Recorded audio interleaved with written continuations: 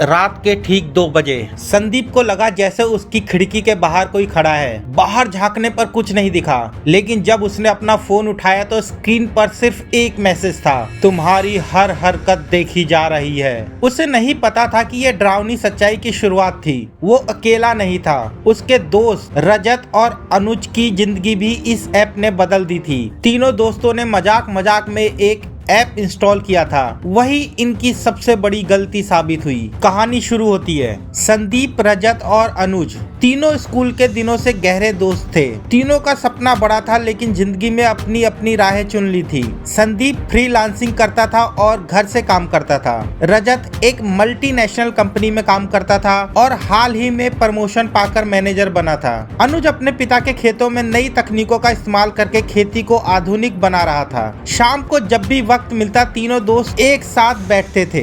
उस दिन भी तीनों अनुज के खेत पर मिले थे। यार फोन बड़ा स्लो चल रहा है, संदीप ने कहा। एक ऐप आया है, मैंने सुना है सुपर फास्ट बना देता है। रजत ने अपना फोन निकालते हुए कहा, हमें भी बताना। अनुज ने उत्साह में कहा। रजत ने लिंक भेज दिया, चलो तीनों डाउनलोड करते हैं। वे ऐप इंस्टॉल करते ही भूल गए, लेकिन अगले दिन से उनकी जिंदगी में अजीब घटनाएं शुरू हुई।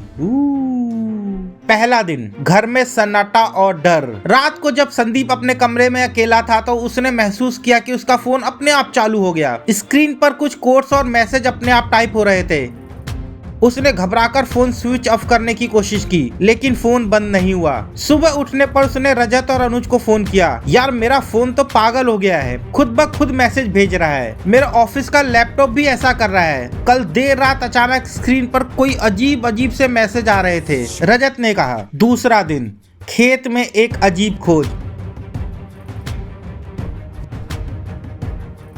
उसने देखा कि खेत के एक कोने में जमीन से कुछ चमक रहा था। जब उसने मिट्टी हटाई तो वहां से एक छोटी सी डिवाइस निकली। डिवाइस पर वही लोगो था जो ऐप के आइकॉन पर था। यह तो वही है जो हमने डाउनलोड किया था, अनुज ने कहा। तीसरा दिन, ऑफिस में साजिश का पर्दाफाश। रजत ऑफिस में बैठा एक प्रेजेंटेशन तैयार कर रहा था, तभी उसकी स्क्रीन पर एक मैसेज फ्लैश हुआ, तुम्हारे हर कदम पर नजर रखी जा रही है। अगर अपने दोस्तों के साथ मिलकर इस ऐप का राज नहीं सुलझाया तो नतीजे बुरे होंगे। रजत ने अपने बॉस को बताया, लेकिन उसने इसे मजाक समझा। संदीप, रजत और अनुज ने तय किया कि वह खुद इस ऐप की सच्चाई का पता लगाएंगे।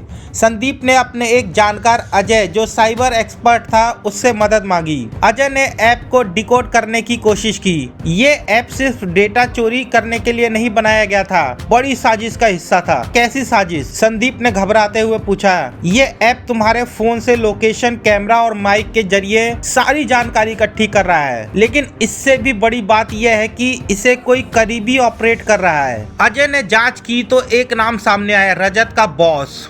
तुम्हारा बॉस क्यों तुम्हें ट्रैक करवा रहा है? अनुज ने रजत से पूछा। रजत चौंक गया।